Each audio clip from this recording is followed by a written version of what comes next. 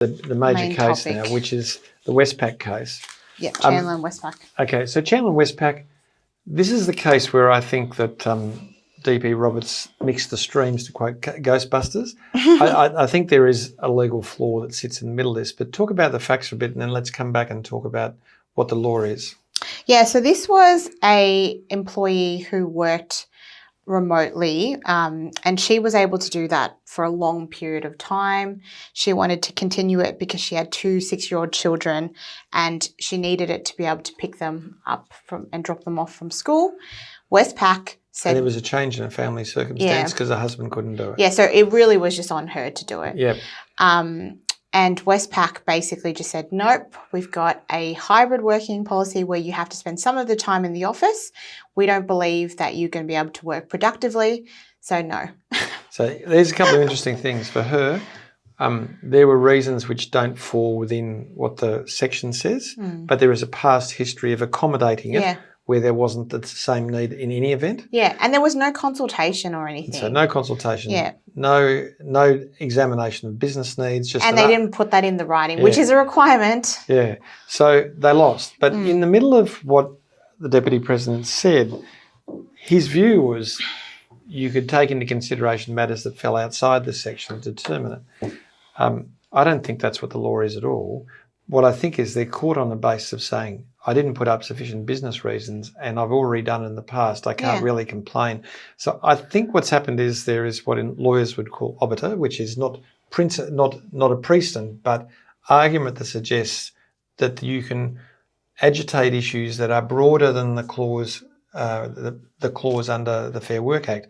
I don't think that's right. I think they're caught in a position where they can't say no because they've already permitted it in the past and they failed in all their business reasons. If they'd have come back with good business reasons, I think this could have been differently decided. Yeah, I agree, because their whole thing was that she couldn't work productively, but there was so much evidence that she'd been able to do that fine with her kids. That's right. And with her team as well. So I think this case has been used by the union in the media as this is clear that everyone can work from home, and it's almost like fear-mongering. Like I think I saw a article on AFR where they're like, what does this come to? Employers are going to have to do... That's nonsense. Yeah, and it's not. Like it's very unique set of facts. The employer screwed up in this case. And this is more of an estoppel argument. Yeah. You can't turn around and say you can't do it when you've done it before.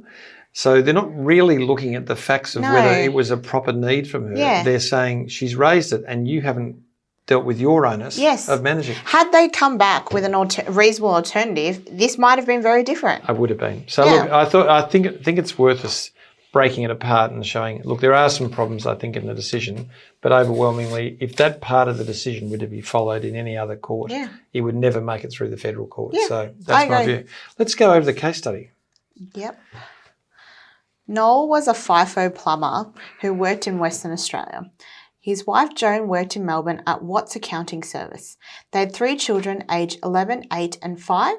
Joan was a tax advisor and worked from home 2 days a week. Watts had allowed her some flexibility around school drop-offs and pickups when Noel was away. This meant she worked from home an extra 2 days per week while her parents helped on the remaining day.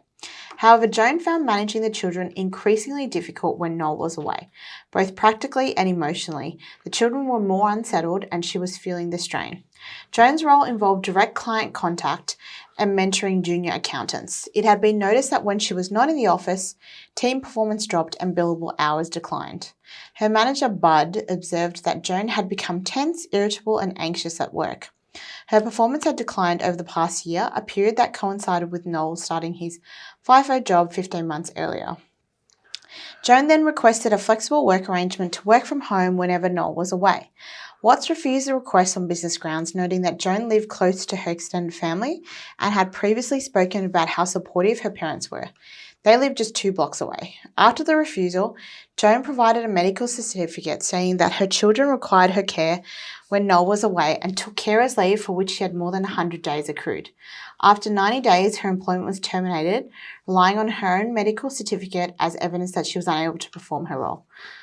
Problematic. Yeah. So what was the basis for Joan's flexible work? Did it fall within the Act? Yeah, it's her caring responsibilities. Yeah, but no evidence of it delivered. See, I think that Joan was in trouble from day one because she was unable to show that the extra care that was required to be given was one that had to come from her.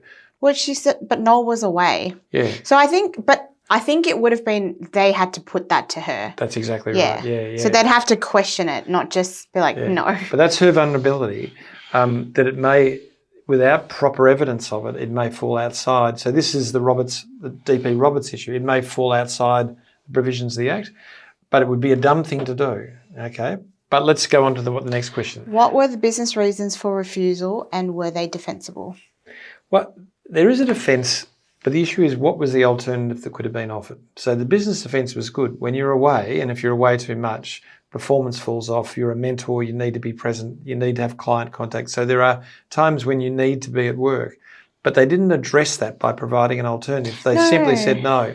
But also, like, if she's got legitimate caring reasons, it can't just be the business reasons over top. It's got to be a balance between both. Does. But equally, if her being apart damages the business and requires other resources and things to meet those requirements, then they are good business reasons. So what we've got here is a lack of evidence at the moment and a lack of challenge.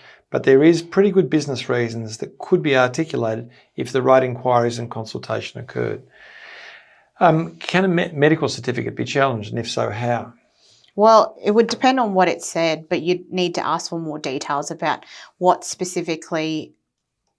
her caring arrangements were and for how long. So how you do like an IME. Yeah, so the answer is, the short answer is, unless the child's were kids with special needs, being present the whole time is a nonsense. Okay. Yeah, but you would need to question the doctor. Don't just make that assumption. No, don't make it. So you'd ask the questions. The doctor would refuse to respond as they always do. You'd have to get an IME separately. The IME would then test and check the facts that sit there.